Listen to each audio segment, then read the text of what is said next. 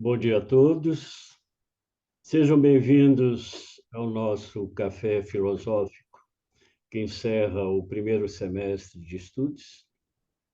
Então, vamos assim, disponibilizando nossas mentes, favorecendo desta maneira a sintonia com a equipe espiritual que nos assiste nessa manhã, que possa favorecer a palavra clara e fluente ao nosso convidado palestrante, bem como a iluminação das nossas mentes no processo de compreensão, a fim de que possamos enriquecer a nossa trajetória no processo do aprimoramento espiritual. Que assim seja. Contigo, Marco. Bom, bom dia a todos. Antes eu vou fazer uma pequena apresentação, muito pequena, do Marco, né? O Marco, nosso convidado, não é a primeira vez que o Marco está com a gente, ainda bem, né? Eu acredito que posso ser várias também. O Marco, ele é hoje presidente regional, né, da USP de Campinas, é isso, Marco, né? Ele é palestrante, divulgador, né, do espiritismo, e ainda ele é um crítico. É isso que nos faz muito próximos mesmo, né? Esse crítico que procura trazer o espiritismo como ele é. Então, isso para o NEF é muito importante. E para todos aqui que estão ouvindo, né? Marcos, eu gostaria que você também falasse um pouquinho de você e, assim, os trabalhos que você está trazendo para nós, tá bom? Fica à vontade. Obrigado, Eliane. Quero agradecer também a todos que estão aqui presentes. A Fernanda, que estava me ajudando a entrar aqui, também A aqui na... Fernanda é nossa gatinha que nos ajuda sempre, Marcos. Então, tá bom.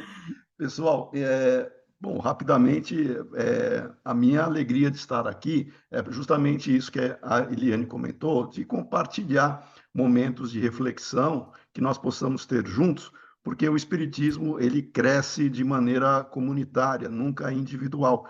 E a proposta que eu trago, né, justamente é fazer com que nós tenhamos alguns elementos que não são tão usualmente tratados, e nessa jornada, né, que a Eliane pede para eu comentar, desde a mocidade, viu, Eliane?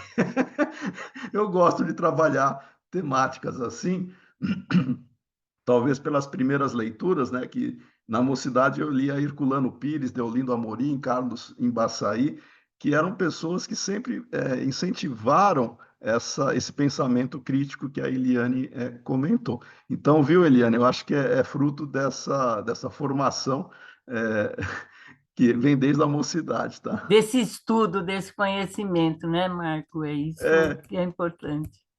e como eu gosto de Herculano, então eu acho que eu sempre tive muita simpatia por essa abordagem. Que eu tenho certeza todo mundo aqui do NEF, como nós já vimos anteriormente, também procura sair da caixa, né? Sair um pouco dessa visão mais estereotipada, inclusive, de movimento espírita, para refletir.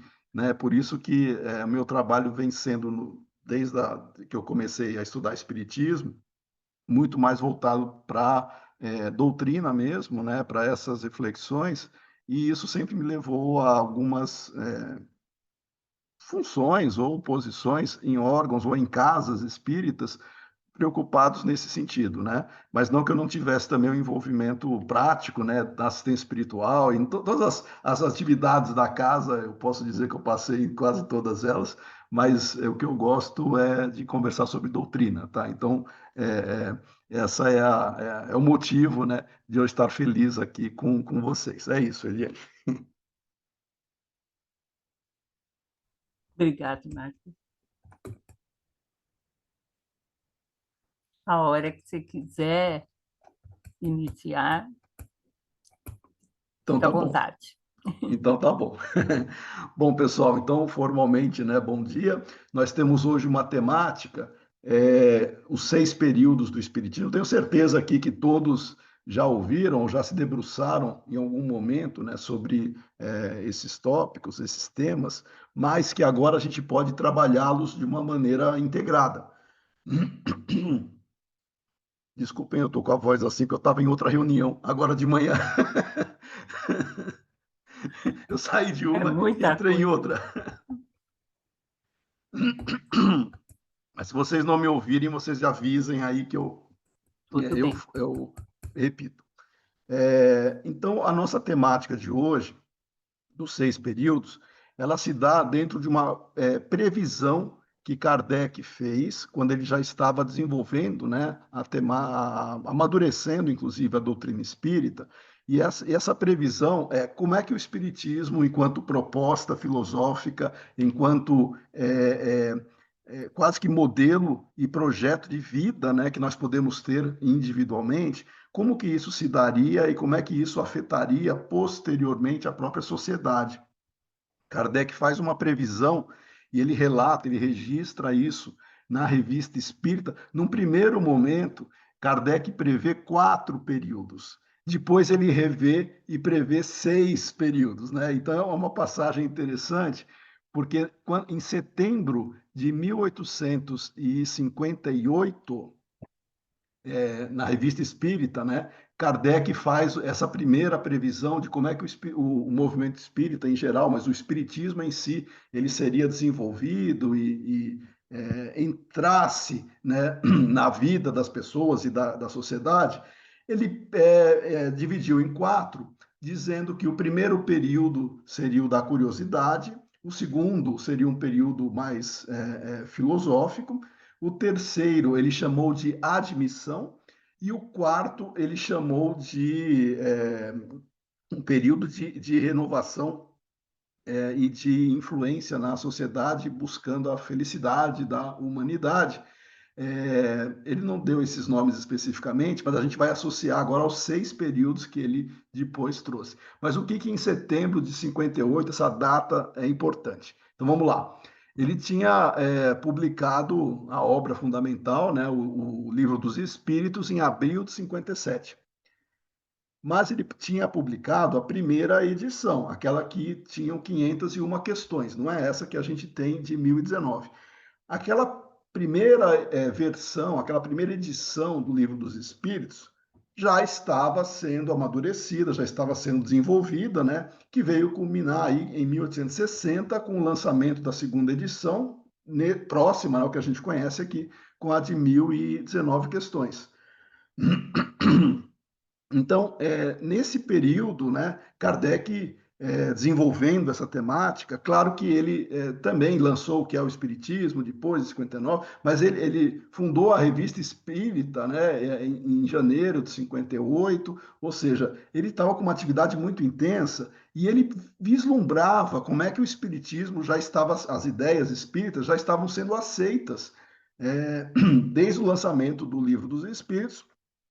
E ele visualizou, ele era bem otimista nesse ponto, ele visualizou, né, um momento em que a própria humanidade já se deixaria convencer ou perceber essa realidade e alteraria o próprio comportamento e a maneira de ser de cada um, voltado aí para a moralização do indivíduo. Então, em 58, ele previu esses 4, no sentido natural, né? As pessoas inicialmente seriam atraídas pelos fenômenos, pelas manifestações, que ele chamou de período da curiosidade.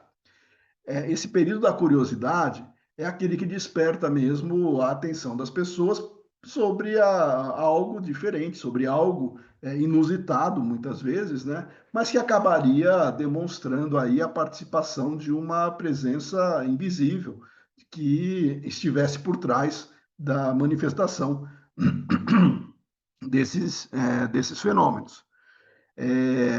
E aí ele previu assim, ó, nós vamos ter a curiosidade. Depois, com o lançamento do Livro dos Espíritos, já em 57, para Kardec, as pessoas passariam a entender a origem daqueles fenômenos e as consequências morais, inclusive, que aquele fenômeno já estava sinalizando, do intercâmbio, né, entre o mundo físico e o mundo espiritual, e ele previu que, nesse intercâmbio, a filosofia espírita, representada pelo lançamento do Livro dos Espíritos, já seria compreendida, já começaria a ser discutida, fazendo com que as pessoas despertassem, né, para essa realidade.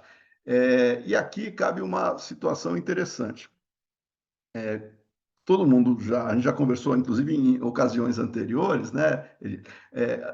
A onda espiritualista não começou com Kardec, né? Isso já começou desde os Estados Unidos, né? Em meados lá do século XIX, nos Estados Unidos já existiam grupos espiritualistas que estavam, inclusive, promovendo o intercâmbio mediúnico.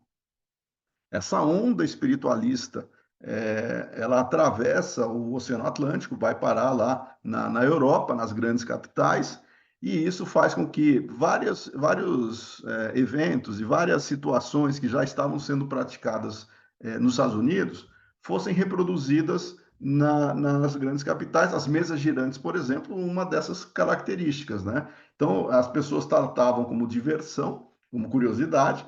Então, entrou na Europa, né, dessa maneira, essa onda espiritualista que Kardec chamou de curiosidade. O período filosófico, ele traz especificamente já para a doutrina espírita. Então, aí já tem uma diferenciação que o se debruçar, né, sobre as consequências e as causas que estavam se deparando ali, trazendo respostas para questões que sempre incomodaram a humanidade, né? Quem somos, de onde viemos, para onde iremos, tudo isso faz parte do marco filosófico, né? Do período, né, que Kardec chamou. E aí depois ele põe mais dois períodos, que seria ele chama de admissão, que seria o espiritismo já como uma crença universalmente reconhecida, e finalmente seria a aplicação prática disso, o reflexo na própria sociedade. Isso ele fez em setembro de 58. Mas vejam que interessante. Ele tinha essa visão, só que não era tão simples assim, né? Ele estava bastante empolgado, né, com a aceitação do espiritismo, só que vejam que interessante. Alguns fatos ocorreram que ele teve que repensar esses 4 períodos. E todo mundo vai se recordar aqui, não porque estivesse presente, mas porque leram, né, nas páginas da história, no dia 9 de outubro de 1861, aconteceu o famoso ato, né, uma reprodução da Inquisição em terras espanholas, que foi o fenômeno, a ação lá tomada pelo bispo de Barcelona, quando ele mandou queimar os livros que estavam sendo enviados lá para a Espanha, que ficou conhecido como Auto de Fé de Barcelona.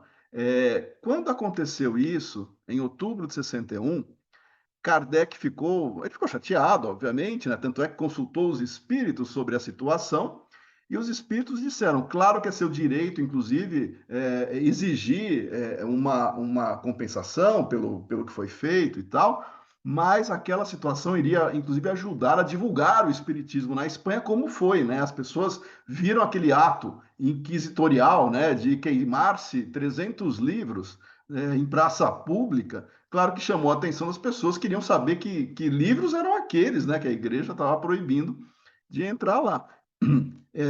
E aí, aquela famosa frase, né, que foi talhada nesse período, podem se queimar livros, mas não se podem queimar ideias, né? Muito bonita a frase.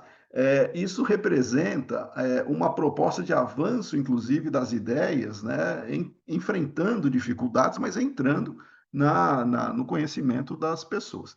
Mas Kardec, então, acrescenta mais um período, quando aconteceu o Auto de Fé lá de Barcelona, ele acrescenta o período de luta. Ele tinha 4.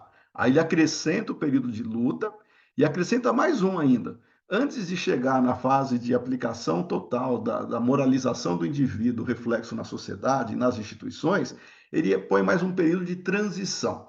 Então, os 6 períodos que ele fecha, E esses 6 períodos, aí sim, aí ele já tem uma noção, né, um pouco mais realista do que ele tem. Ele publicou em dezembro de 63 na Revista Espírita, tá? Em dezembro de 63, ou seja, 5 anos depois da primeira previsão de 4 períodos, ele vivenciou uma série de experiências e em dezembro de 63, 2 anos após o Auto de Fé de Barcelona, ele apresenta esses 6 períodos, mantendo a mesma estrutura. Curiosidade, para despertar a atenção das pessoas, o período filosófico, marcado pelo lançamento do Livro dos Espíritos, aí o de 57, né? O período de luta que ele inaugurou com esse chamado Auto de Fé, ou seja, que simbolizava toda a resistência de diferentes segmentos, não era só o segmento religioso, eram diferentes segmentos da sociedade que estavam ali já fazendo com que o espiritismo fosse colocado como o grande vilão ali para ser combatido pelo questionamento que ele trazia de dogmas e ideias enraizadas, tanto na ciência, quanto também na parte da filosofia, quanto em outros segmentos da sociedade. E essa fase, ela também é marcada, né, isso está em vários trechos da Revista Espírita. A primeira reação das pessoas com relação ao espiritismo, né, foi também de diversão e entrou muito sarcasmo, né, para desacreditar o espiritismo como se fosse uma coisa ridícula, né, para cair em descrédito. Só que como o espiritismo continuou crescendo e filosoficamente ele tinha sustentação, isso começou a incomodar e mudou-se o tipo de agressão que se procurava fazer contra as ideias espíritas, e os espíritas em particular, saindo da ideia de querer expor ao ridículo, para fazer graça, para críticas duras, para críticas mais pesadas. Tanto é que isso já tinha sido iniciado, né, desde um livro que é o Espiritismo, que também é de 59, no que é o Espiritismo, nos 3 diálogos que são apresentados ali, né, um deles é com o religioso, o padre, que é uma reprodução de um fato real, né, que ele foi uma troca, né, de ideias e farpas que ocorreu lá com o Chesnel, o sacerdote, né, Chesnel, e que foram refletidos, né, no que é o Espiritismo lá no diálogo com o padre, o Monsenhor Chesnel. Está na Revista Espírita também. Por quê? Porque o Espiritismo foi tido ali como uma nova religião, e Kardec não é uma nova religião, e começou a rebater, né, desde que tivesse fundamentação ou sinceridade, que ele percebesse sinceridade no crítico. Ou seja, quem estivesse criticando o Espiritismo, se ele percebesse que era por sinceridade, que era buscando um esclarecimento honesto, ele respondia. E ele achou que o Chesnel estava buscando isso. Depois ele viu que partiu para a agressão, né? O Chesnel, o religioso, já partiu para a agressão mais pesada sobre o espiritismo. E ele respondia. E ele fez isso durante toda a sua vida, né? Está na Revista Espírita os vários diálogos e embates, né? Podemos chamar assim, que ocorreram de pessoas tentando desmerecer ou atacar o próprio espiritismo, detratores de várias formas. Então ele caracteriza o período de luta. E vejam que interessante, ainda em 68, Kardec ele vai considerar que o espiritismo também estava em luta. Em 67, na Revista Espírita, de janeiro de 67, ele faz uma avaliação do movimento espírita e ele também reforça que o período de luta não havia terminado, estava longe de chegar ao fim. Então, aquela previsão que ele possuía que o espiritismo rapidamente seria aceito, né, como crença universal, independentemente da religião das pessoas, olha só como Kardec tratava, né? Ele, nessa nova previsão que ele fez, ele chamou de período, não de admissão, mas período religioso. E é importante colocar que o período religioso, que antigamente que ele chamou de admissão, Ele vem depois do período de luta, mas esse religioso não é o religioso tradicional que ele sempre combateu. Ou seja, seria um contrassenso, né, ele chamar de período religioso do espiritismo, sabendo que ele sempre combateu o espiritismo, nunca colocou ou sinalizou que o espiritismo teria a mesma estrutura de uma religião tradicional. Só lá em 68, né, isso a gente já chegou a conversar também aqui sobre isso, lá no discurso que ele fez na Sociedade Parisiense de Estudos Espíritas, no Dia dos Mortos, né, ele fez um discurso em novembro de 68, aonde ele deixa muito claro, o espiritismo não é uma religião nesse sentido tradicional, mas ele pode ser considerado religião no sentido filosófico, na ideia de laço, de união, de algo que possa fazer com que as pessoas tenham uma harmonização, elas sejam irmanadas por um ideal comum. Esse laço que Kardec chamou de religião no sentido filosófico é bem diferente de religião no sentido tradicional.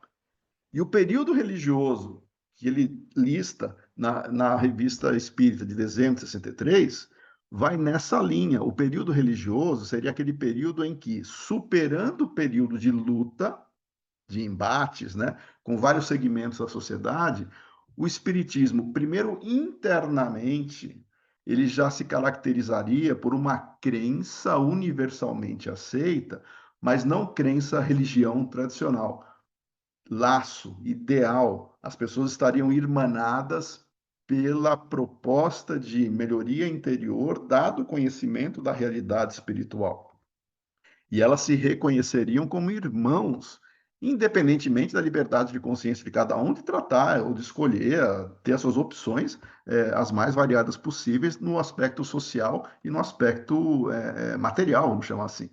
Mas nós estaríamos irmanados por um laço de afeição que reconheceria-se o verdadeiro espírita, né, pela própria transformação moral. Depois dos dois outros períodos, né, o intermediário, ele não detalha, ele só fala que é uma transição para o último período, que seria de renovação social, quando essa melhoria interior do indivíduo, ela já se refletiria nas instituições. Não é o contrário, não é mudar a instituição para mudar o indivíduo. É o indivíduo, na média, melhorando-se moralmente, refletindo isso na própria sociedade, e as instituições que são formadas por indivíduos, elas mesmas passariam a se aperfeiçoar e refletir esse aspecto moral das pessoas. Ou seja, a abstração, que é o conceito de Estado, sociedade, instituições, elas nada são sem indivíduos. Então, são os indivíduos que, moralmente transformados, refletiria-se isso na própria sociedade e nas suas instituições. Esse seria o último período da renovação social. E aí a gente vai, primeiro a gente tem que fazer agora um reconhecimento e já fica aqui para a reflexão de todos. Nós ainda estamos no período de lutas. E por quê? Porque nós não atingimos um período que não tivéssemos, primeiro que entrar em embates ou algum tipo de atrito, né, com diferentes segmentos, porque o espiritismo não é aceito de maneira generalizada. Mas tem um outro fator muito importante. Para o período religioso, que é a ideia de laço, nós espíritas deveríamos estar nos amando fraternalmente. Nós deveríamos estar unidos pelo mesmo ideal, independentemente de crenças particulares, de posicionamentos políticos e por aí vai. Nós deveríamos nos reconhecer e nos irmanar como espíritas. Esse seria o período religioso que Kardec chama de laço. Não um período de estrutura institucionalizada, religiosa, que nós nunca tivemos isso, nem vamos ter, apesar de alguns quererem, né? Mas nós estamos buscando sair do período de luta e entrar no período religioso da ideia de laço. Entretanto, o nosso grande adversário, além de nós mesmos, né, o próprio orgulho e egoísmo de cada um, mas o nosso grande adversário agora, do próprio espiritismo, ele deixa de ser segmentos específicos da própria sociedade para se tornar um problema interno. E como eu falo isso, e vocês vão reconhecer que nós estamos assim? Há grupos espíritas disseminando ódio entre os espíritas. E por quê? Porque adjetivam o espírita.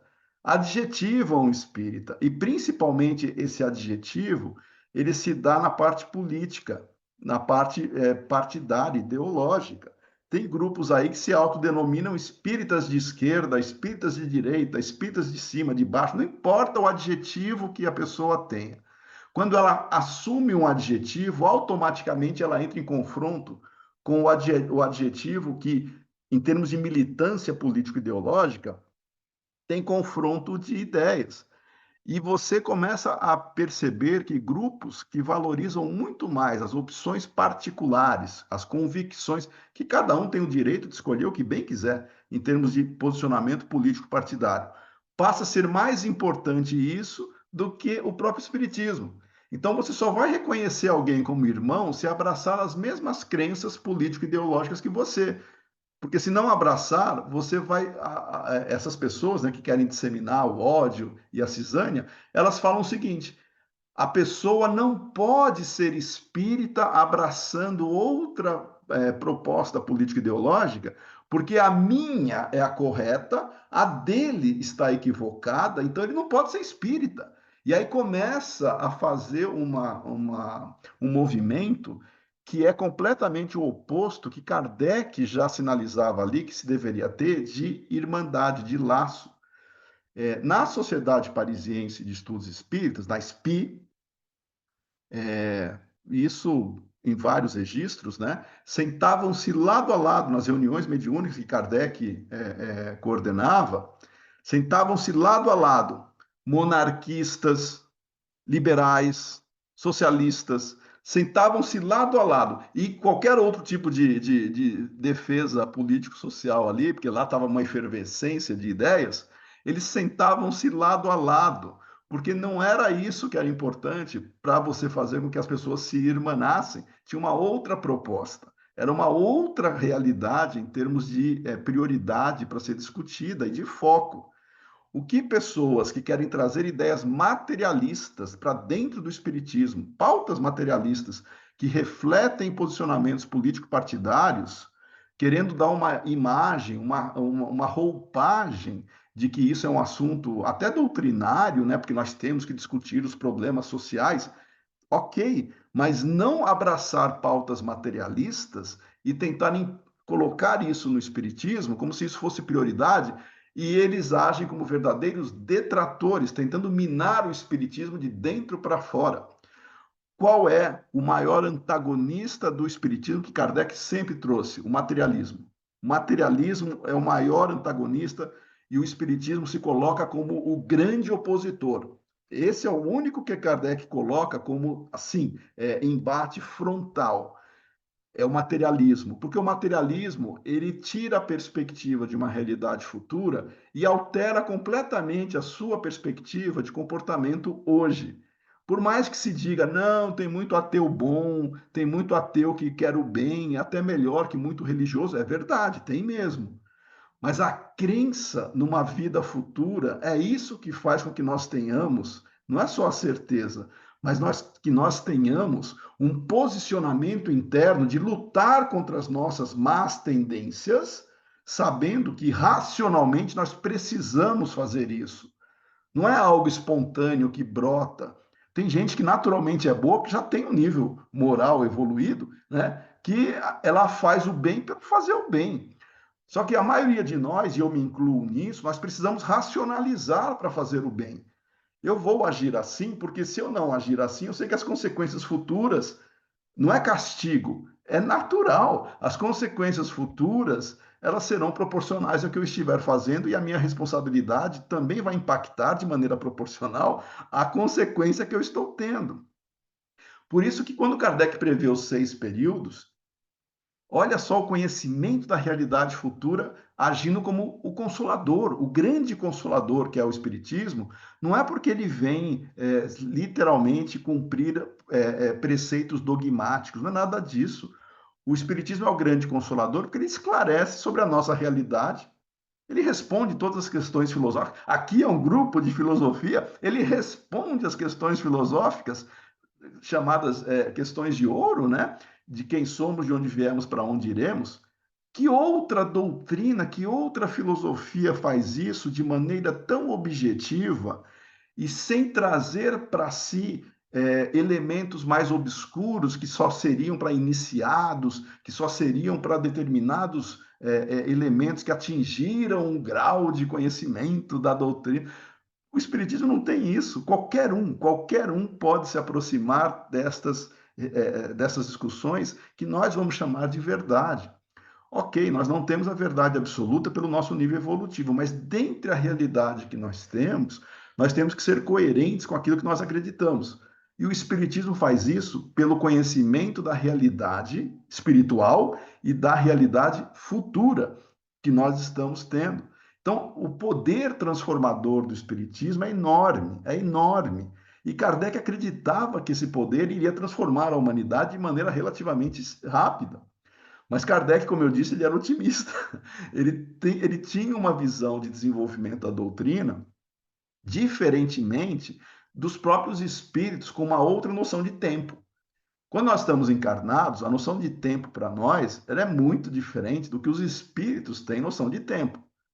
Primeiro porque tempo só existe ligado à matéria, né? Porque o espírito é imortal, e nós estamos com uma perspectiva de tempo que não podemos simplesmente achar que quando o Espírito diz em breve a humanidade se tornará desse jeito. O em breve de um Espírito falando podem ser séculos ou milênios. O em breve para nós encarnados, é o ano que vem ou daqui a algum tempo. É uma coisa muito fora da realidade. É a mesma coisa quando Jesus prometeu que voltaria. Os cristãos da época ali, os contemporâneos de Jesus, achavam que ele voltaria ainda naquele momento, que ele estaria voltando rapidamente, né? E veja, e aí a gente traz para o Consolador, né, que nós colocaríamos o Espiritismo, entre Moisés e Jesus, dá em torno de 1.300, 1.200 anos. Entre Moisés e Jesus. Entre Jesus e o Espiritismo, são aí mais quase 1.900, né? 1.800, quase 1.900 anos. Quase 2 milênios. Então, usando só essas referências, né? Moisés, Jesus e o Espiritismo. Só essas referências, elas são milenares. Agora a gente vai trazer o Espiritismo. Em termos de amadurecimento, nós estamos engatinhando ainda. Nós estamos engatinhando. E o Espiritismo ainda não está na fase religiosa, no sentido de laço, porque nós espíritas ainda não entendemos o que seja Espiritismo e não praticamos de maneira adequada. Nós temos que primeiro entender e depois praticar. Mas quando nós temos ideias materialistas infiltradas nas discussões do movimento espírita, a gente está bem longe ainda de tratar isso como uma realidade comum. Hoje, nós temos duas grandes frentes que agem como detratoras e que geram divisão no Espiritismo pela deturpação conceitual e de proposta que elas trazem. Uma delas já é mais conhecida, né, que desde a época de Kardec, que fazia parte, né, mas que é a entrada da discussão doutrinária, que deveria ser madura de alto nível, de superstição, misticismo e outras situações mágicas, né? Muito típica do período da humanidade anterior, né? Que a nossa limitação intelectual fazia com que nós tivéssemos explicações mágicas, mitológicas, inclusive, né, para explicar a realidade. Isso faz parte, é uma tentativa do ser humano de entender quem ele é, onde ele está. Isso sempre existiu e é saudável, né, para exercitar o intelecto. Só que nós já saímos dessa fase mais imatura, já adentramos na fase mais madura da reflexão, só que não é na média. Né? Algumas pessoas têm mais, outras têm menos, mas a humanidade, na média, ainda está muito presa na ideia de superstições, de fantasias, de ilusão. E isso atrai muita gente dentro do próprio espiritismo. Basta uma rápida passagem pelo YouTube, pelos canais que se dizem espíritas e tem dezenas de milhares, alguns têm centenas de milhares de inscritos e visualizações, o que eles tratam.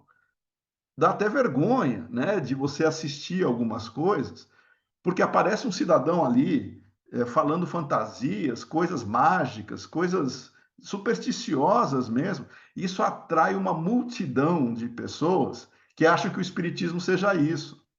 Aparece o cidadão ali trazendo essas fantasias e criando histórias e trazendo elementos mágicos que não têm fundamento com fatos e com a realidade, com a fé raciocinada em particular, e ele ganha centenas de milhares de likes, né? Ah, porque eu até escrevi um artigo recente, Liliane, não sei se você chegou a ver, sobre o chicomedecismo, né? Que é foi publicado agora na revista Dirigente Espírita, na última edição.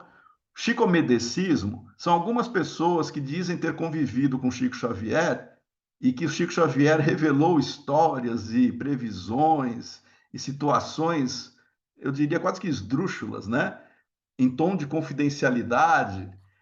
E essas pessoas agora, né, vêm a público dizendo que eram amigos de Chico, e Chico revelou, e falam Sim, absurdos, né, de coisas bizarras até, de situações completamente fora do espiritismo, e que essas pessoas são vistas como representantes espíritas.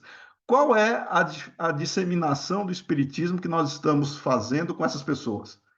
Não é o espiritismo que Kardec e os espíritos apresentaram, que foram devidamente validados por um critério, que é o controle universal.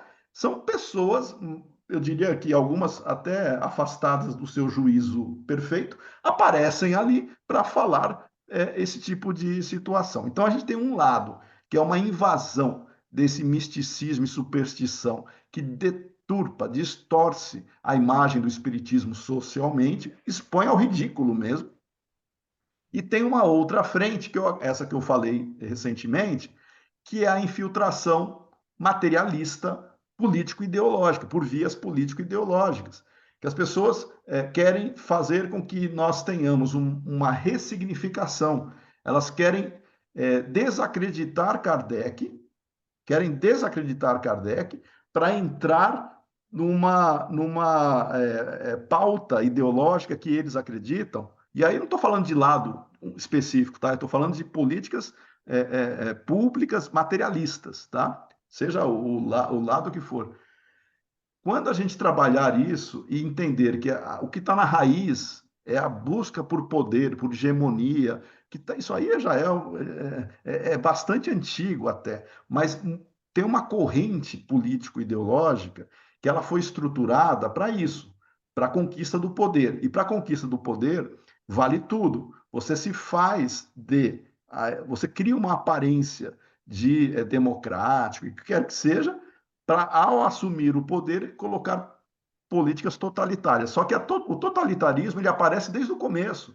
Quando um desses fala assim, ó, o fulano que não pensa como eu, ele não pode ser espírita, isso é totalitário. Então, reflete totalmente aquilo que o Kardec já alertou, para nós não levarmos para as casas espíritas discussões, ele chamou de irritantes. Uma delas, questões político-partidárias, questões políticas de economia social, que ele chamou ali. E aí vem o ponto-chave, né, desses períodos que nós estamos tratando.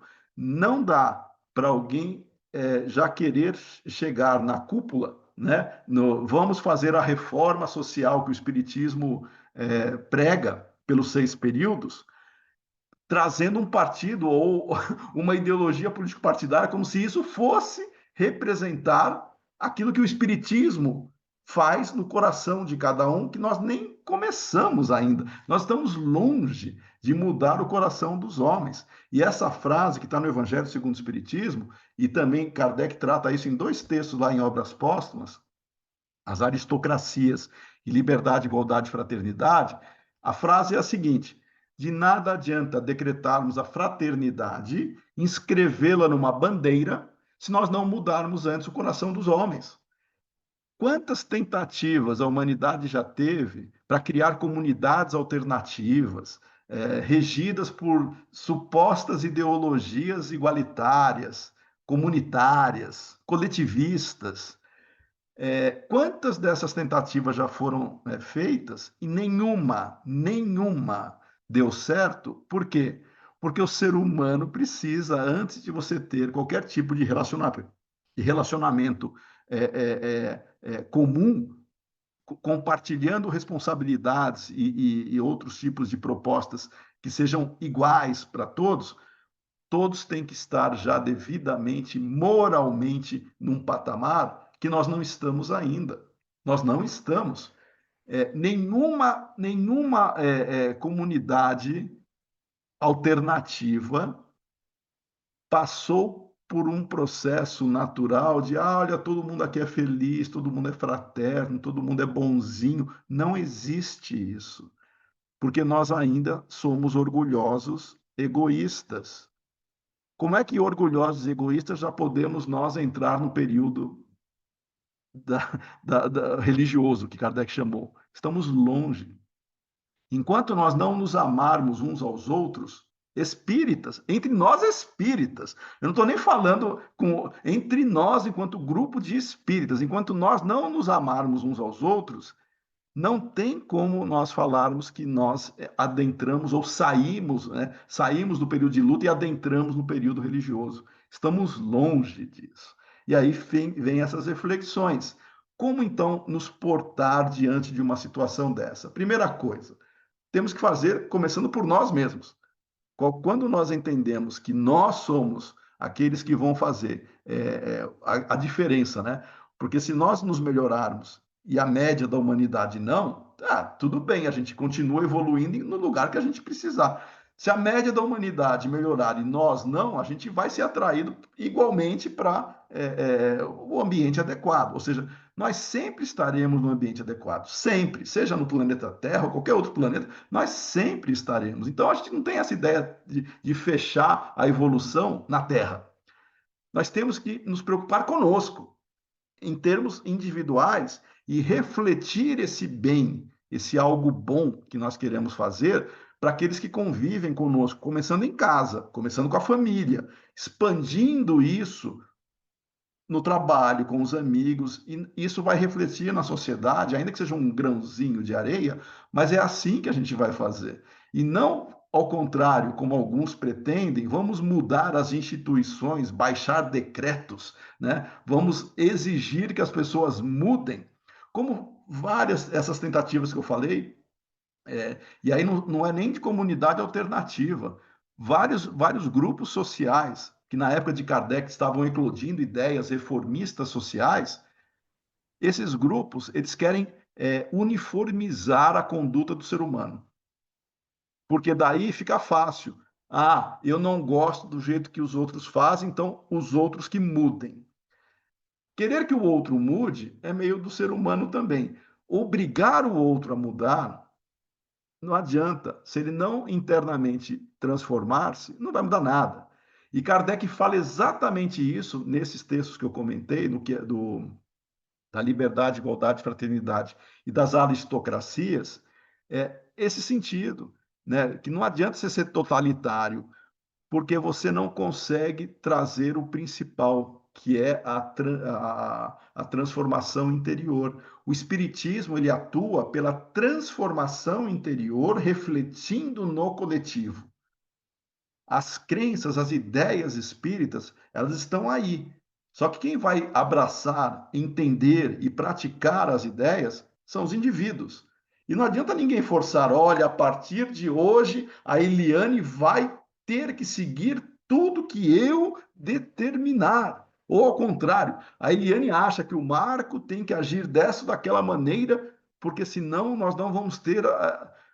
Nós não entendemos ainda a liberdade de consciência de cada um e os desafios da tolerância diante de uma pluralidade de ideias que nos serve, inclusive, de proposta de aprimoramento moral.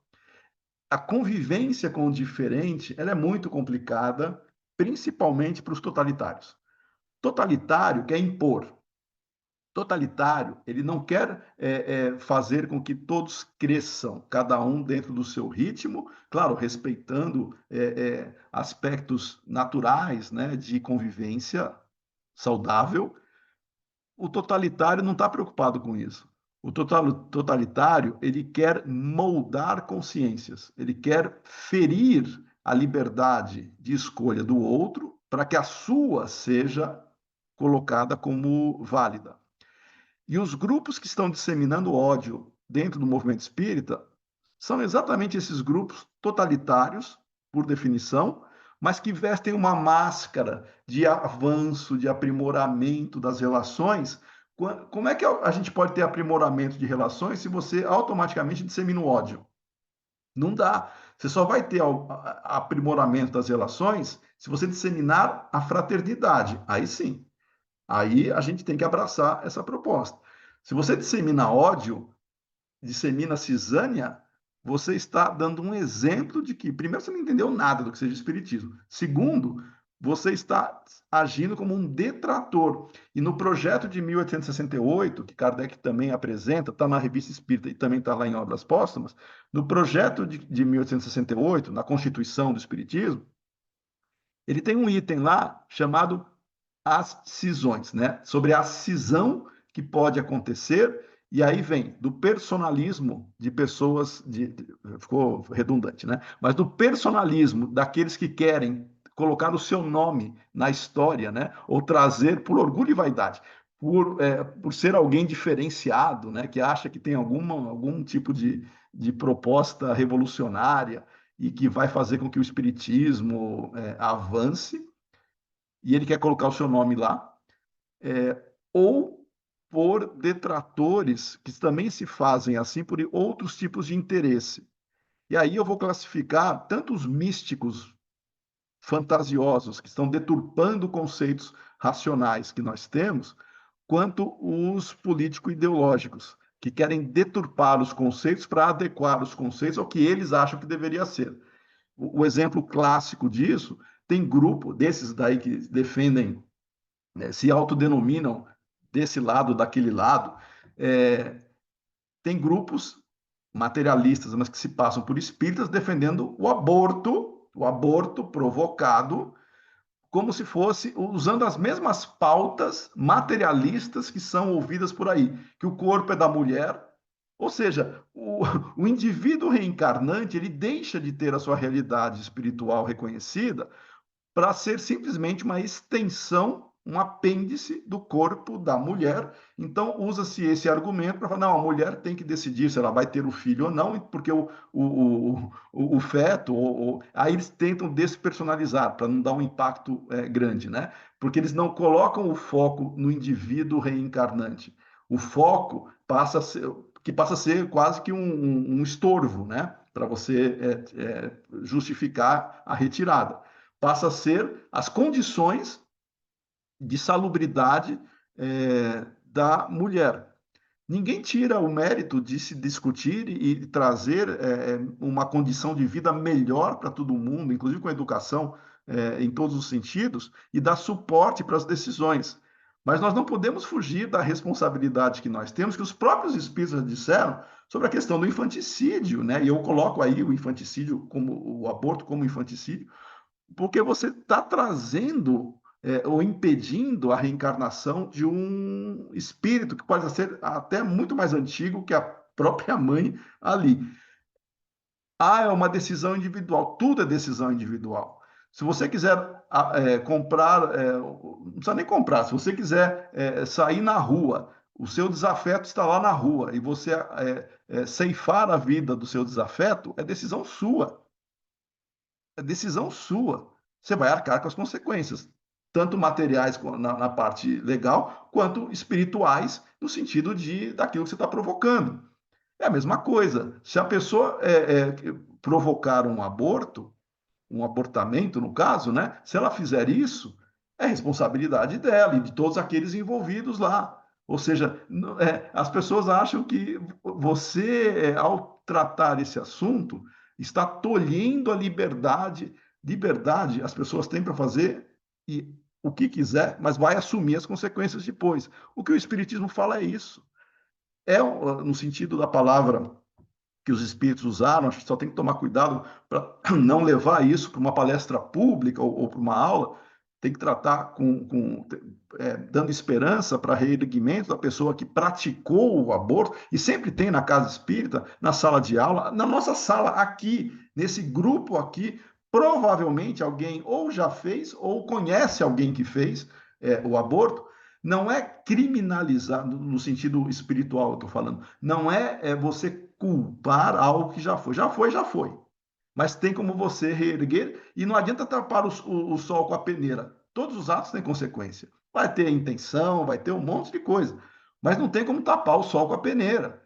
Ah, mas é porque só homens tratam disso, mulheres é que deveriam tratar.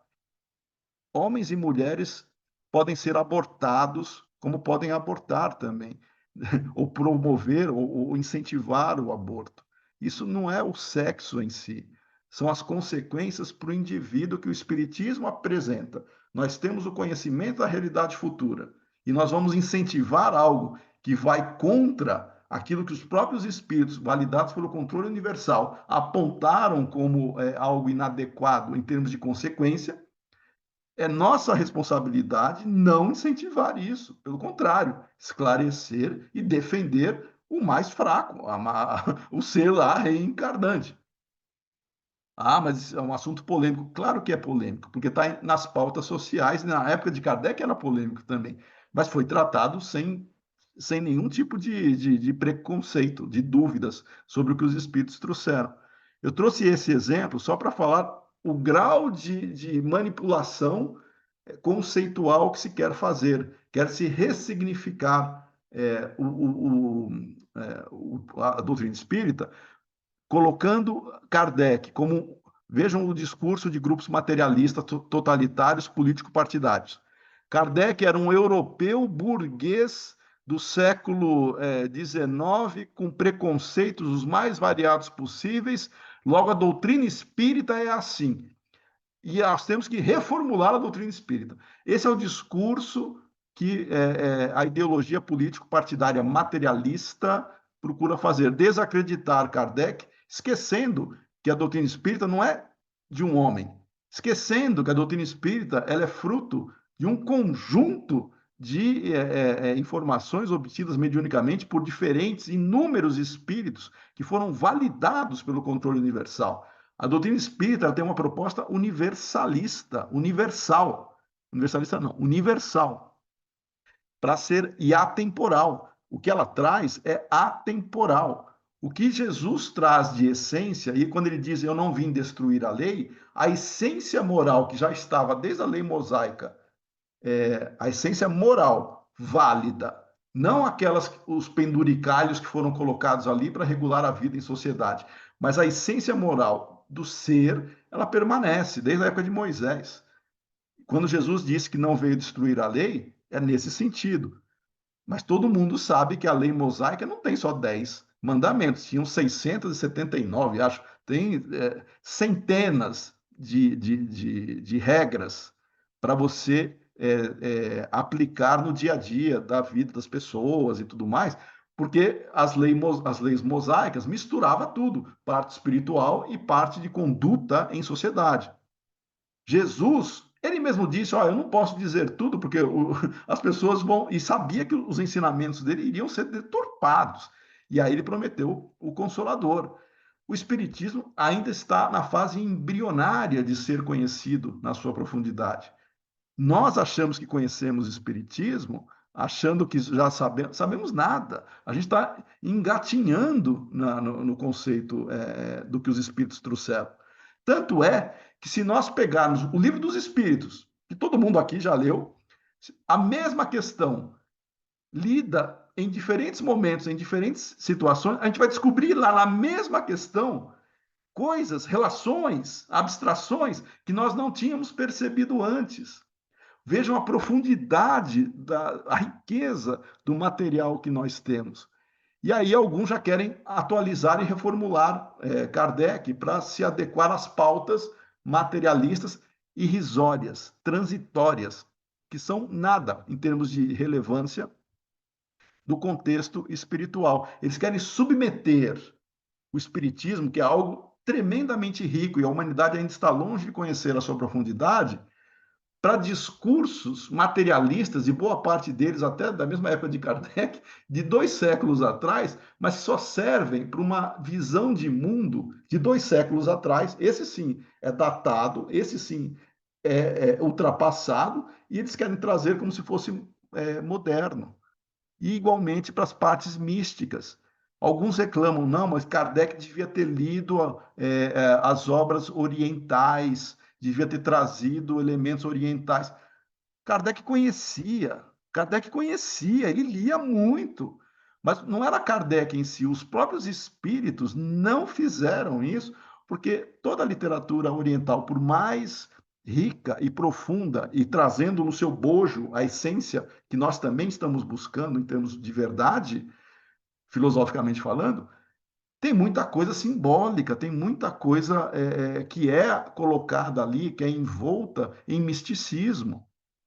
Não dá para você importar conceitos de outras doutrinas, de outras filosofias, achando que colocando no espiritismo vai resolver algumas coisas. Não vai. Só que muita gente, pela literatura deturpada por conceitos orientalistas, deturpam. Por exemplo, chakra. A ideia de chakra, né, é um conceito orientalista.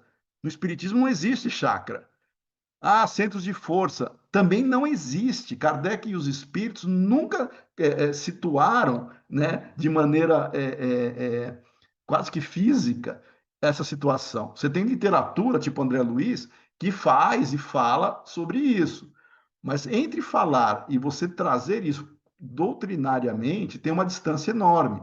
E aí os místicos, eles importam tudo que eles acham interessantes da literatura oriental e querem colocar no espiritismo. A teosofia fez isso. E muita gente, vejam só que como eu estou vendo o tempo passar, até que horas que eu falo? Até a hora que você e o pessoal também quiser, porque depois eu quero um tempinho aí para o pessoal perguntas e respostas. Mas pode falar, Não, não Marco, sem fala isso, senão a problema gente vai nenhum. até meia-noite. Até que Não, horas que eu então, falo?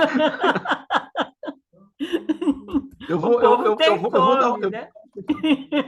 já passou. Vou dar um fechamento, porque Hum. daí a gente abre para reflexões. Mas então o que eu estou dizendo é, os conceitos espíritas, eles são muito direcionados dentro de uma proposta que permite ter consistência interna na estrutura doutrinária do espiritismo.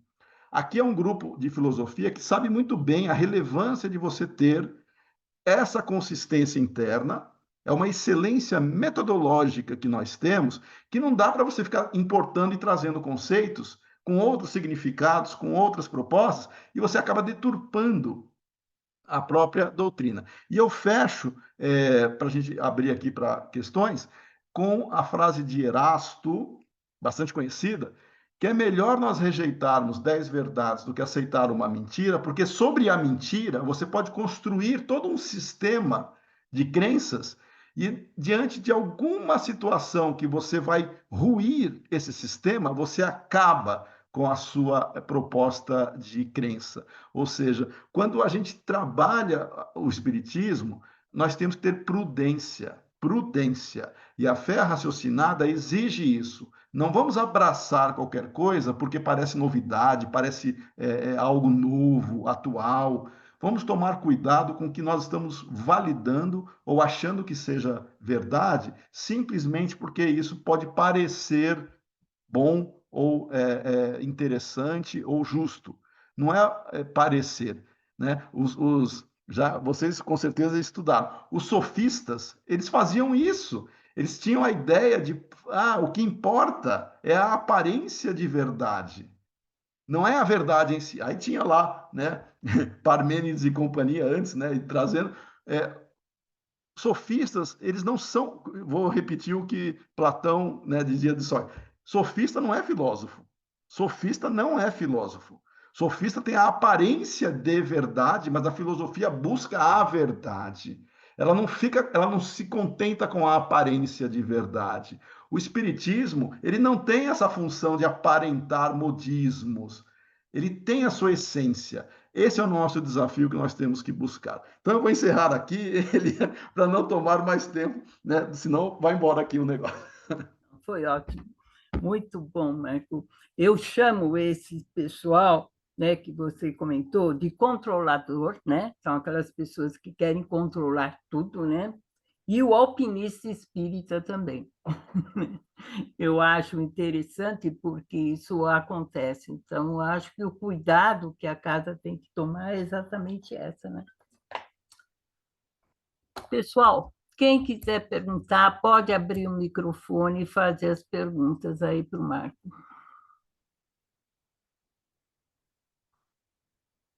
Oi, Marco, bom dia. Quanto tempo, né? Que bom te ver aqui. Tudo bem? Bom dia a todos os colegas.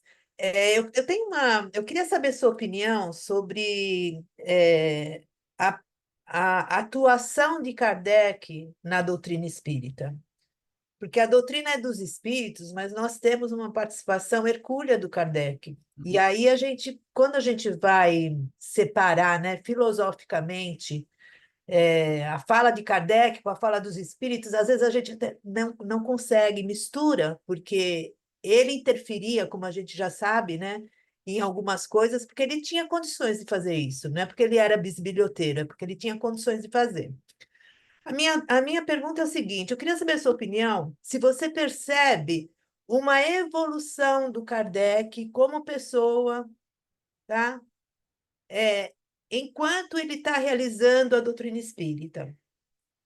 Então, por exemplo, o fato dele não ter achado, no começo ele dizer, o espiritismo não é religião, e no final ele dizer, o espiritismo é religião, tendo passado pelo Evangelho segundo o Espiritismo, pela moral de Jesus, a gente vê no livro Viagem Espírita que ele está extremamente sensibilizado com o aspecto moral. Oi, desculpa. Eu queria saber a sua opinião sobre isso. Kardec também cresceu junto com a doutrina ou ele já veio com tudo isso? Uma questão interessante. Primeiro, eu quero agradecer de poder encontrar a Eliana aqui, na qual sou fã da Eliana, né, no jornal Correio Fraterno. Muito bom. Eu faço parte do NEF. Que ótimo. A gente percebe Kardec evoluindo quando ele faz comentários do tipo, eu pensava assim, agora eu penso diferente. Isso. Ele fez isso na possessão, no conceito de possessão, no livro dos Espíritos. Ele apresenta de um jeito, depois ele, diante de fatos, ele revê e declara com toda a honestidade dele, havíamos dito que não existia possessão no sentido de substituição parcial. Porém, agora nos é demonstrado, e aí ele cita lá 2 casos da senhorita Julie e dos processos de Morzin, para justificar. Então, conceitualmente, ele aprimora, não que ele mude, mas ele aprimora o conceito. Outro que ele coloca, além da possessão, olha que interessante, ele cita a palavra semimaterial com relação ao perispírito, ele cita isso, aí ele vai citar só mais uma vez, e depois ele não cita mais. Eu acho que isso também é Sim, um cuidado que ele tem, porque só tem 2 elementos. Ou é matéria ou é espírito, porque Deus não é elemento, Deus está acima deles. Não tem elemento semimaterial que seria um terceiro, né? Só tem elemento material e só tem elemento espiritual. Então ele cita o semimaterial, depois ele não cita mais. Ele vai citar uma exato. vez só, mas depois ele não cita mais. Vai citar só uma depois, mas mesmo assim num contexto muito tentando dar a entender que seria o elo de ligação, né, entre o princípio inteligente e o princípio material. Mas eu vejo Kardec nesse sentido, de aprimorar e rever aquilo que ele entendia e tendo mais conhecimento, apresentando isso de uma maneira mais clara. Na parte moral, eu não consigo. Kardec sempre se mostrou uma pessoa íntegra, honesta, respeitosa, mesmo com os adversários de do primeiro período, né? mesmo Kardec sendo colocado publicamente, né, em exposição, porque era uma pessoa pública, né, colocado ele de maneira até a ser ridicularizado e tudo mais, ele nunca fugiu do respeito com os chamados adversários ou inimigos do espiritismo. Mas ele também era firme, ele nunca fugiu da sua responsabilidade por fazer. Com relação à parte moral, os livros, tem o Livro dos Espíritos, os demais 4, chamados das obras fundamentais, são aplicações do Livro dos Espíritos. Então, o Evangelho é um livro fundamental. Vejam que interessante, um desses grupos adjetivados, né, político-partidários, eles querem fazer crer que o Evangelho foi uma obra à parte, foi uma obra que foi escrita para contemporizar ali com a época. Totalmente falso, porque o que Kardec coloca no Evangelho está lá no Livro dos Espíritos, nas leis morais, na terceira parte, das leis morais, que ainda já traz toda a moral, inclusive, de Jesus, é exemplificado no Evangelho. Então, o Evangelho, por deturpação das pessoas que querem fazer crer que religião tradicional, né, com sacerdote, com dogmas e tudo mais, o Evangelho é o livro religioso. Veja a deturpação. O Kardec nunca teve essa proposta, né? Quem teve isso foi Rustang. Rustang teve essa proposta. E Rustang, ele se achava o missionário da parte religiosa. Olha só como o Rustang era vaidoso. Kardec, lembra que ele fez as previsões do período de crença, de admissão, e de 63 que ele publica os 6 períodos, período religioso. 63. Em 64, o Rustang publica Os 4 evangelhos. Os 4 evangelhos, falando que ele inaugurava o período religioso. Então, veja que ele pegou o período religioso de Kardec, deturpou o período religioso, para falar que ele que inauguraria o período religioso do Espiritismo. Está lá na introdução. É ridículo o que o Rustang fez. Ele deturpou. Então, mas demonstra que as pessoas da própria época não tinham muita noção do que seria religião, em termos de laço filosófico. Hoje em dia, que nós temos mais conhecimento em termos de perspectiva, já é complicado discutir isso, porque as pessoas partem de princípios que elas acham que seja aquilo e ficam debatendo quando podem estar falando coisas diferentes. Então, na parte de religião, ele nunca aceitou o espiritismo como religião tradicional, nunca, em momento algum, e ele só apresentou a parte filosófica lá no finalzinho, né, como laço. E o papel dele, ele era o grande protagonista encarnado, não teve outro. Ele era o protagonista encarnado, responsável por fazer, e pela responsabilidade dele, todo o processo de divulgação. Então, como protagonista encarnado, obviamente ele assumia responsabilidades sujeitas a erro, inclusive, né? Mas não quer dizer que isso tenha interferido no andar, né, no desenvolvimento da doutrina. E ele reconhecia. Eu posso estar errado, opinião minha não é a doutrina dos espíritos. Tanto é que ele tinha uma certa tendência de aceitar gêneres. Ele tinha uma certa tendência de aceitar, porque a ciência na época, ele falava, não é de todo impossível. Na ciência da época, achava que existia, né, o surgimento de vida, que seriam os agêneres. Mas depois ele mesmo, ele nunca se deixou levar de maneira vaidosa e equivocada, colocar a sua opinião contra o que tinha sido pelo controle universal. Ele sempre colocava como hipótese e tal. Então, nesse sentido, Eliana, a evolução dele foi no sentido mais conceitual de termos e conceitos, e moralmente ele sempre foi o grande protagonista do espiritismo pela seriedade, pela hombridade, pela integridade científica que ele teve. Entendi. Ele nunca, claro, ele mexia nos textos, ele sintetizava, mas ele assumia a responsabilidade disso. Não quer dizer que ele fez isso, se fosse outro que fizesse, provavelmente seria diferente. Tá? É que dá a Mas impressão, Marco, que ele segue essas fases que ele fala, entendeu? a evolução da própria doutrina, desde o Livro dos Espíritos até o final, até 1868, a gente vê uma mudança de Kardec que ele também sai da experiência para as consequências morais e depois para a aplicação disso na sociedade. Ele segue exatamente esses períodos que ele fala. Se você prestar atenção nas reflexões que ele faz na Revista Espírita, você vê o início da Revista Espírita toda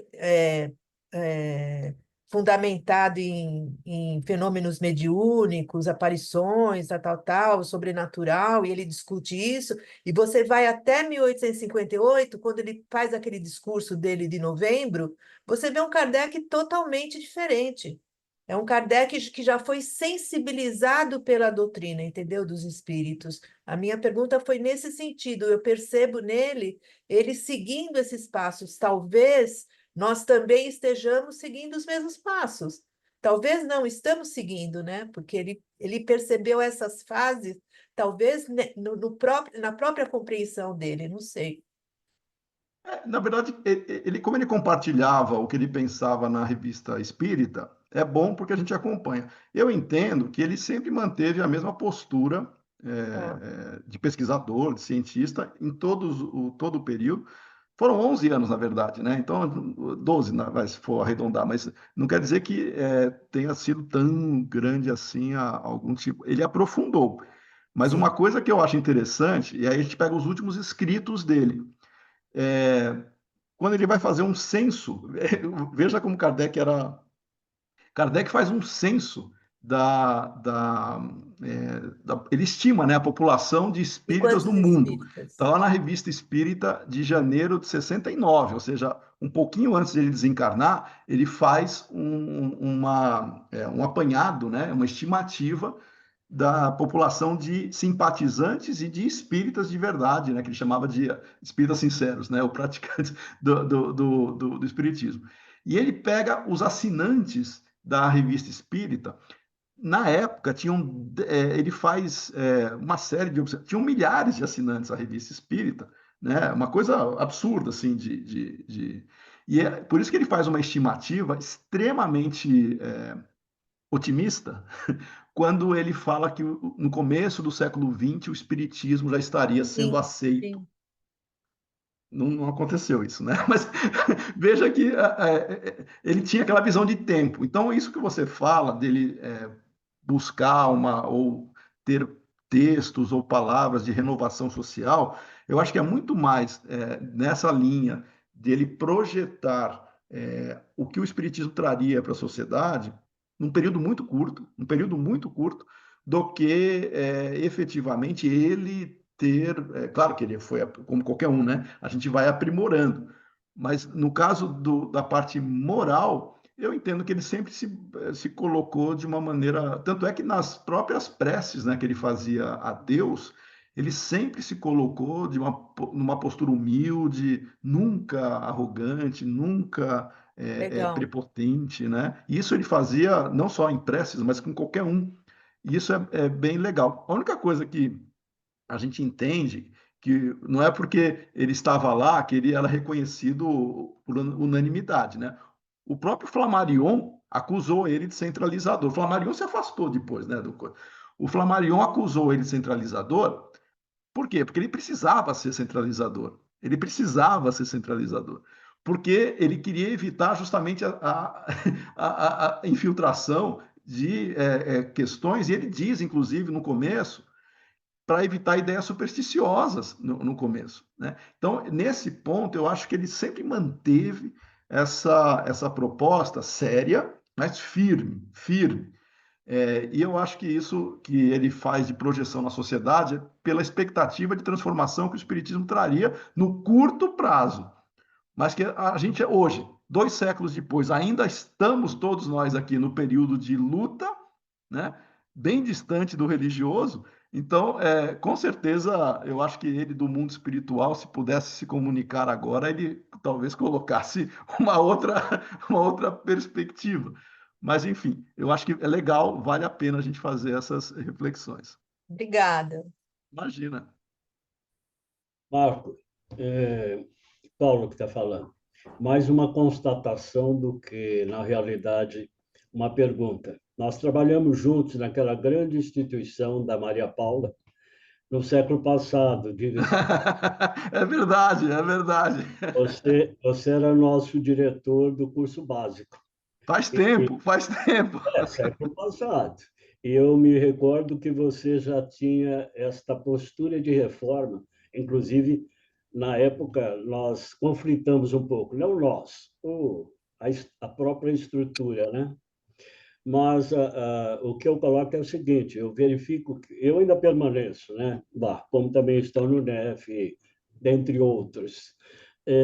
Mas o que eu coloco é o seguinte, nós sabemos que lá foi a origem é muito influenciada pelas teorias teosóficas, né? Dos Sim, próprios organizadores. E isso, com o tempo, foi desaparecendo um pouco, uma postura diferenciada.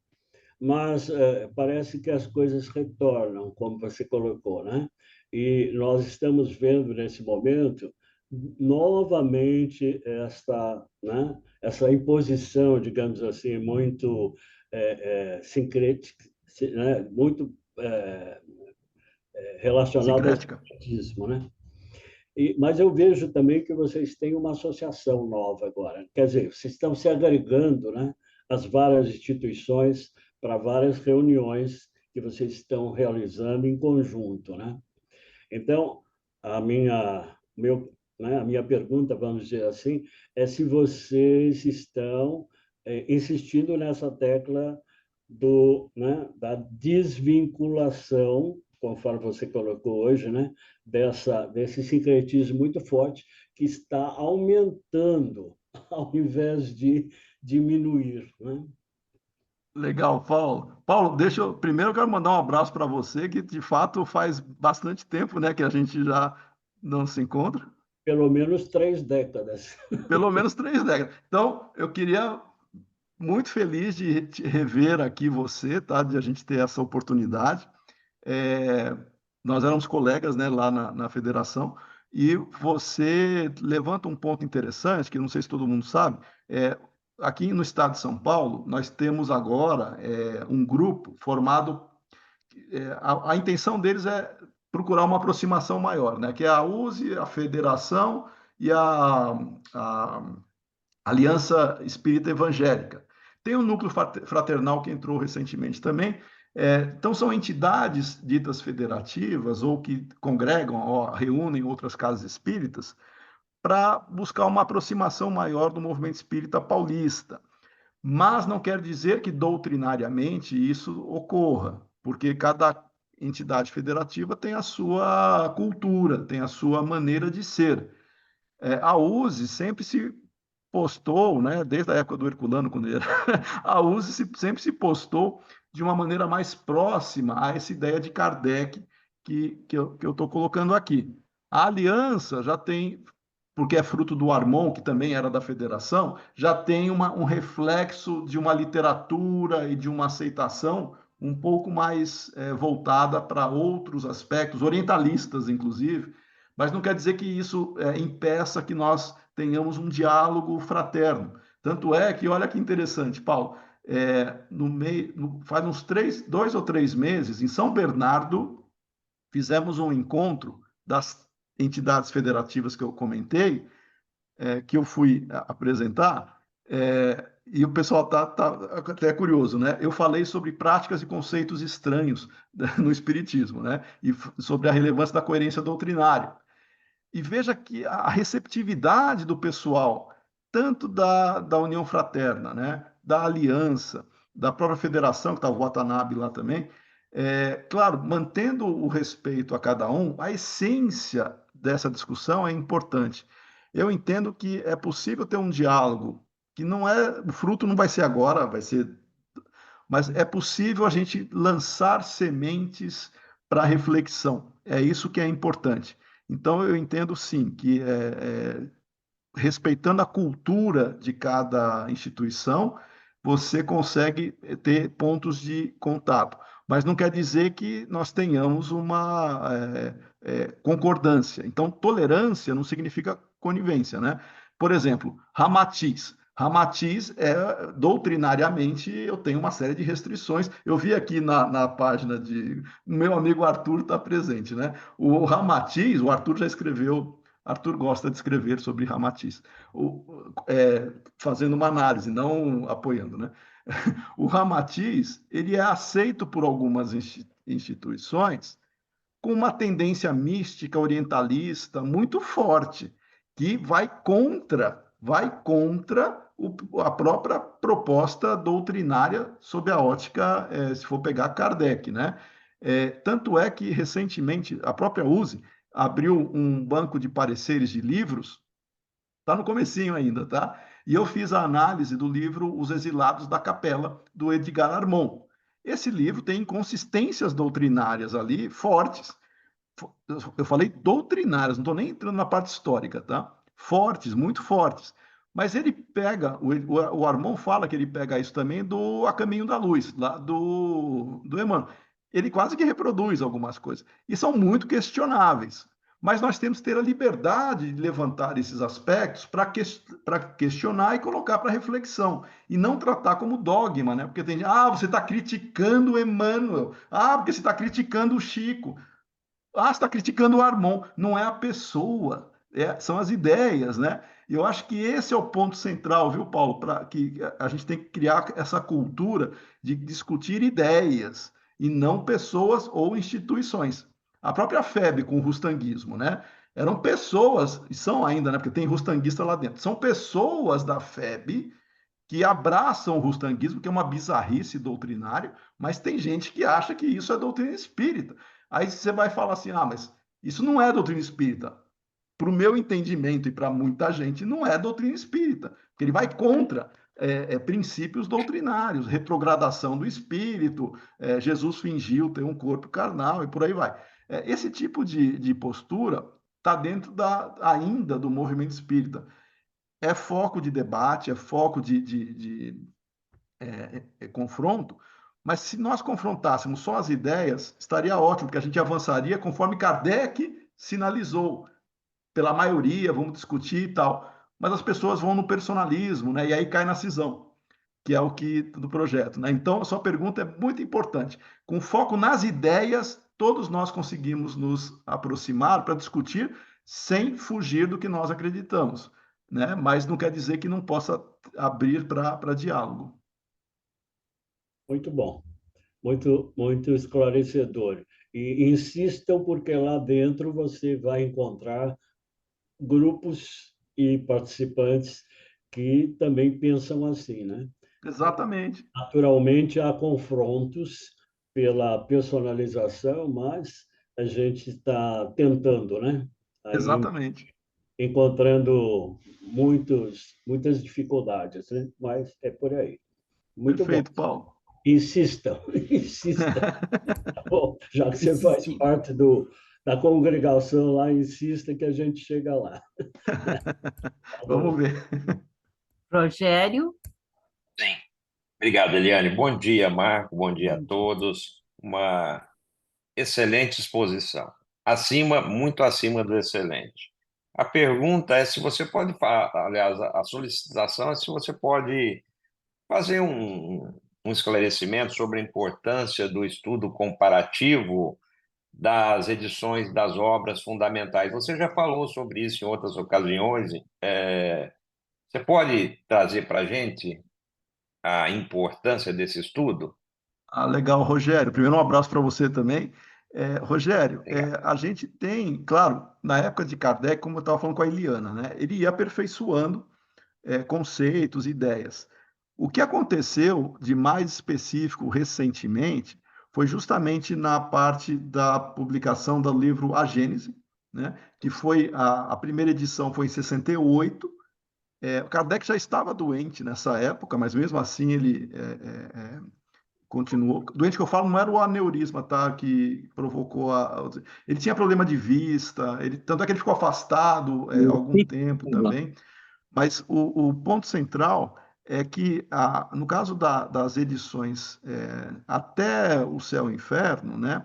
E mesmo o Céu e o Inferno, a gente fez comparações das edições, né? Do Céu e o Inferno e da Gênese. Do Céu e Inferno, a única diferença mais significativa seria a ausência do prefácio na última edição. O prefácio é muito rico, muito importante, então eu recomendo que se leia e se estude o prefácio também, tá? Que Claro. na última edição, por algum motivo, não apareceu. Não se sabe se também. A última edição foi a quarta, tá? Não se sabe se o prefácio saiu na segunda, na terceira ou só na quarta, mas na quarta já não tinha. De resto, a parte doutrinária, eu não colocaria nada no Céu e Inferno. Mas na Gênese, em particular, na Gênese, nós percebemos, e tanto é que eu não sei se eu já compartilhei aqui ou não, a Eliana me lembra se eu compartilhei ou não, um relatório que nós fizemos comparativo das edições, da edição original da Gênese com a edição modificada, né, que foi a quinta edição. Já compartilhei, Eliane? Não. Não, não. Se vocês quiserem, eu mando para vocês, depois vocês nesse relatório foi muito interessante, porque nós fizemos uma comparação do conteúdo doutrinário da Gênese, da edição original, com a edição modificada, que foi publicada depois da desencarnação de Kardec. Eu não vou entrar no mérito se ela foi adulterada ou não, porque isso é uma questão legal, jurídica, tá? E eu não me proponho a discutir isso, tá? Eu estou só olhando a parte doutrinária, que é o que me interessa. Perfeito. Na parte doutrinária, tem alguns trechos, alguns capítulos que a edição original está melhor que a edição modificada. Primeiro porque foram retirados alguns textos da original que são interessantes, são importantes, são esclarecedores até, e na modificada não tem. Na modificada foram colocados outros elementos ali que não tinha na original, foram a maioria trazidas da Revista Espírita, mas que dependendo do contexto que você lê, até gera dúvida para algumas coisas, tá? Mas quem lê só a modificada não é que vai ficar desprovido de informação, não é nada disso.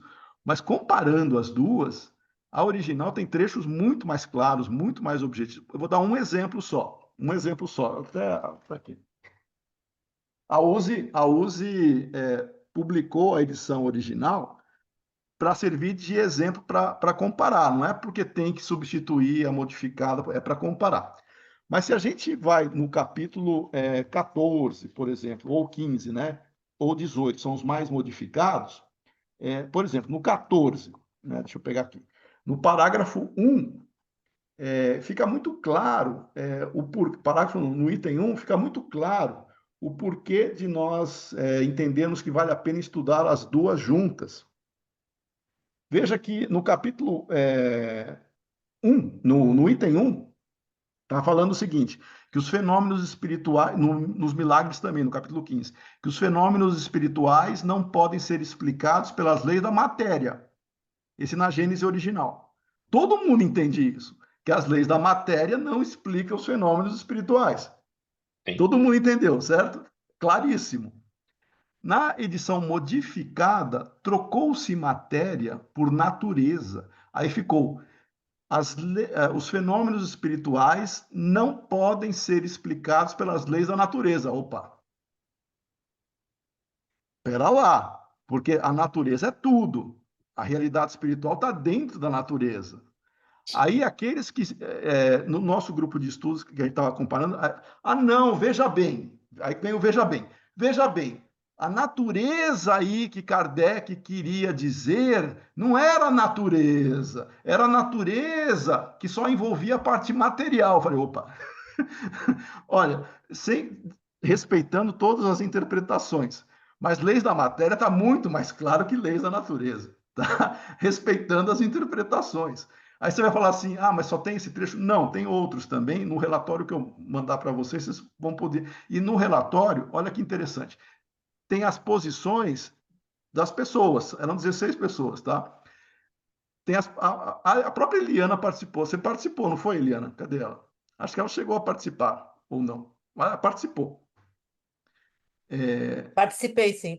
Participou. Então, a Eliana testemunha viva aqui, né? Nós tivemos discussões sobre interpretações, e no relatório está dos grupos que se formaram, quem achou que não melhorou, quem achou que melhorou, quem achou que prejudicou, quem achou que não prejudicou. Então, veja que nós temos diferentes perspectivas, e cabe ao leitor do relatório, tomar a sua decisão. Ninguém vai falar, ó, você tem que acreditar nisso. Eu, Marco, prefiro a Gênese original em muitos trechos, em capítulo 14, 15 e 18, os três em particular, eu recomendo a original. Ah, mas só esses três?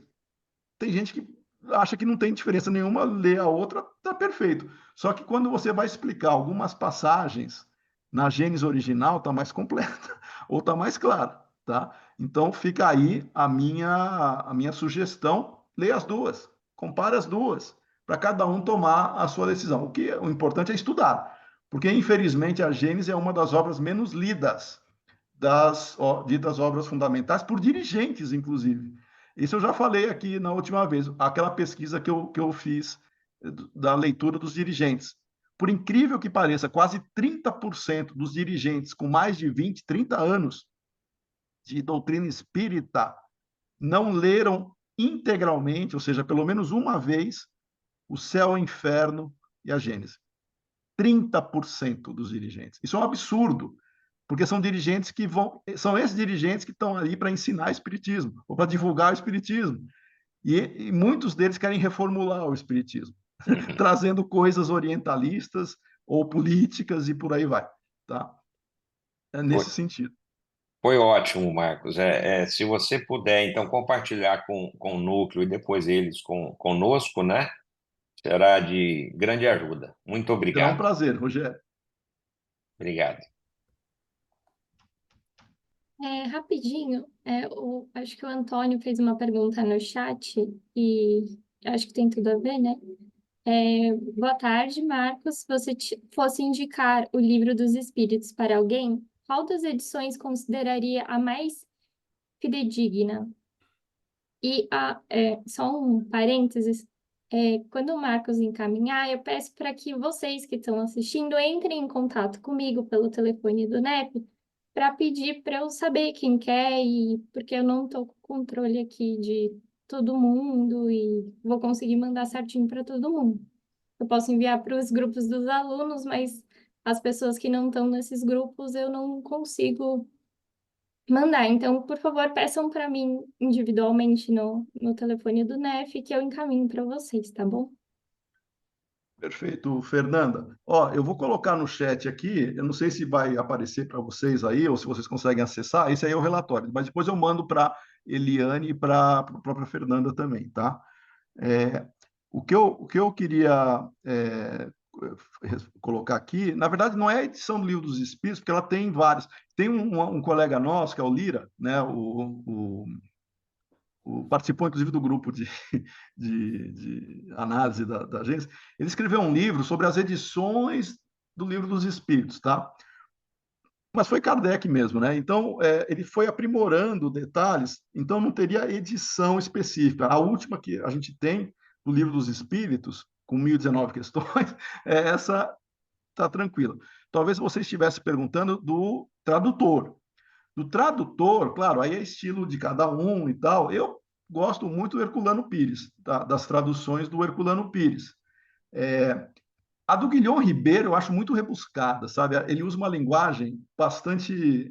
Não é que esteja errada, tá? Mas se fosse indicar um tradutor, eu gosto do Herculano Pires.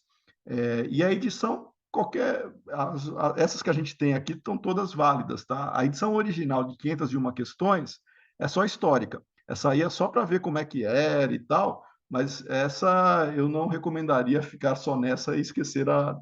Eu prefiro a de 1019 questões. Tá? Tereza? Primeiro, eu queria dizer o seguinte: a edição do Guilhom, que você colocou, ela é bastante religiosa porque ela é da FEB. Então, ela tem uma vertente bastante religiosa, né? Então, se nós tivéssemos que colocar alguma coisa bem Kardec, nós colocaríamos Herculano realmente nisso. Agora, como você colocou, eu acredito realmente que deva existir uma união de todos os espíritas, de qualquer tendência. Agora, não é meio incoerente nós chamarmos de espírita uma associação, um grupo, qualquer coisa, que fale de orientalismo e que fuja de Kardec? Não é meio estranho Ilude, isso? né? Ilude, né, Tereza? Vários centros espíritas deveriam ser centros holísticos, centros espiritualistas, né? Porque coloca espírita lá, a pessoa acha que espiritismo é aquilo que ela vai encontrar lá na casa. E muitas dessas casas, elas advêm de outras práticas com mediunismo presente e colocam o espírita porque o espírita é mais socialmente aceito. Então, a pessoa não sabe o que é espiritismo, mas colocou o espiritismo. E dá para abrir casa espírita porque você não é obrigado a prestar contas para nenhuma entidade federativa para você abrir. Para você se associar à entidade federal, aí é diferente. Aí você tem que ter no estatuto, Kardec e outras coisas. Mas isso que você coloca é um problema conceitual que deve ser esclarecido também com fraternidade, mas com constância e firmeza. Tanto é que essa palestra que eu comentei sobre práticas estranhas na casa espírita, ela vem com essa intenção mesmo, de fazer com que a pessoa ou que os dirigentes reflitam se o que eles estão fazendo, aquilo de fato tem coerência doutrinária ou não. Porque no processo de apometria não é espiritismo, em termos de fundamentação doutrinária. Só que a apometria ela é praticada em algumas casas como se fosse uma prática espírita, como se fosse uma situação espírita. Só que é porque eles nunca pararam para confrontar de maneira séria e organizada os fundamentos da apometria com os fundamentos, os princípios espíritas. Não dá para você achar que você vai encapsular espírito com pulsos magnéticos e depois encapsular e jogar no magma da Terra. Tem algumas coisas que você se depara mais por ignorância, no sentido não pejorativo, mas ignorância do que seja espiritismo, por imaturidade, e eu vou usar o termo também, não é pejorativo, é técnico, tá? É um analfabetismo doutrinário que a gente tem bastante intenso em muitos locais. Se fosse tratar nesse sentido, nós teríamos seletivamente pouquíssimas casas, né, que nós poderíamos, 100%. Não tem, não tem. Mas eu concordo com você de que chamar de espírita algo que coerentemente não é, que é incoerente doutrinariamente, é um problema sério de distorção da imagem do espiritismo. Eu concordo plenamente com você. Mas não quer dizer que a gente vai agredir ou atacar, né, a pessoa, mas procurar esclarecer, porque senão a pessoa vai continuar disseminando aquilo sem saber que tem outras perspectivas. Se depois de confrontar ela ainda quiser continuar, é responsabilidade dela, ela vai assumir o que ela está fazendo, mas ela sabe que tem outras perspectivas, porque muita gente faz porque não tem outras perspectivas para confrontar. Mas eu concordo com você que tem que ser alertado mesmo. Não, Marcos, eu não estou colocando só nas casas espíritas de bairro, eu estou colocando isso frente à aliança, por exemplo, que traz umas coisas meio estranhas, Ramatiz. a federação, que traz coisas estranhas, e nós sabemos disso. Então, como resolver esse problema? Eu sei que não é uma pergunta, é uma pergunta mais ou menos retórica, porque não tem como Não, responder eu entendi, isso. é o incômodo, é o incômodo. Ó, esse incômodo, que a gente sabe muito bem, também estou revendo a Tereza depois de muito tempo, né, Tereza? Exatamente. Ô, Eliane, eu estou gostando do grupo, que eu estou revendo amigos né? aqui de décadas. Né? Matando a saudade, né, Marco? Sem querer falar da minha idade, né? Não, é todos jovens, somos todos jovens. Éramos todos crianças quando trabalhávamos na federação. Na mocidade, eu estava na mocidade. Então... Olha só, a gente tem os desafios de enfrentar nas casas e instituições que sejam diferentes graus de maturidade doutrinária. Isso vai existir. Nós não temos um público homogêneo doutrinariamente falando. Inclusive entre os dirigentes, não tem. Não tem um grupo homogêneo. Na própria USE, quando eu isso que eu falei para vocês, quando a gente está discutindo, vai ter alguém que não vai concordar comigo, porque vai achar que o livro que ele gosta, o autor que ele gosta, é um avanço, é algo que vai ter algum tipo de supremacia até a Kardec, né? Mas, enfim, isso faz parte. O que nós não podemos fugir é do compromisso pessoal de nós sempre buscarmos esclarecer e exemplificar nas oportunidades, dentro do possível que a gente tem, sem a agressão, mas esse incômodo que você tem, ele não é facilmente resolvível, porque o Herculano Pires, que era o Herculano Pires, ele não conseguiu fazer, ele, o Deolindo Amorim, o Carlos de Brito e todos, o de Brito não, o Carlos Embaçaí, o filho dele, mas o Carlos Embaçaí, vários, não é só localizado, né, em São Paulo, Rio, né? Nós temos pessoas comprometidas com essa seriedade em diferentes momentos, em diferentes locais. O problema é que faz parte do desenvolvimento da maturidade e isso demora séculos, muitas vezes, porque é cultural. É cultural. Não se muda a cultura de uma casa. Não consegue mudar a cultura de uma casa. Você pode tentar influenciar, mas com o tempo você vai influenciando, mas tem que ter mais gente para influenciar a cultura. Um exemplo que deu certo, eu não sei se vou ter alguém aqui, mas na casa, quando eu morava em São Paulo, na casa espírita que depois eu também passei a frequentar, que foi o 3 de outubro, na Lapa, a gente começou com o curso de expositor. No curso de expositor, eram 2 anos. No curso de expositor, o processo de reflexão, tudo que a gente falou aqui, só que imagine em 2 anos a gente conversando com detalhes e tal, leituras específicas. Nesses 2 anos, formou-se um grupo que passou pelo curso de expositor, e esse grupo, olha que interessante, depois eles passaram a ser conselheiros e passaram a atuar na área de exposição e tudo mais, e eles foram influenciando positivamente, não que tivesse coisa errada, mas eles foram influenciando positivamente a busca, né, pela coerência doutrinária. Então, a palavra coerência doutrinária passou a ser muito mais frequente, e a gente vê isso em grupos que se esforçam em estudar, em trabalhar, em buscar essa reflexão. Se não aparecer a palavra coerência doutrinária, a pessoa nunca tem ouvido falar sobre isso, é um caminho longo ainda para ser feito. Mas a palavra coerência doutrinária, que antigamente chamava-se pureza, mas eu prefiro coerência, porque pureza dá a impressão de algo já pronto, que não consegue se misturar. Coerência é o que Kardec fez. Havia dito isso, mas agora eu penso assim. Então, a coerência é você agir conforme os princípios. Então, esse é o ponto que eu acho que a gente tem que incentivar. É ter mais estudo, não tem outro jeito, tem que ter mais estudo, e mesmo instituições que, com essa influência cultural, não vai mudar da noite para o dia, não muda, mas a gente pode influenciar positivamente. Obrigada. Eu vou passar agora para a Miriam fazer o encerramento para nós, para ela dar os agradecimentos também, tá bom? Oi, sou eu, a Miriam. Muito obrigada, Marco. Excelente, a sua palestra fortalece a posição filosófica doutrinária do NEF bastante.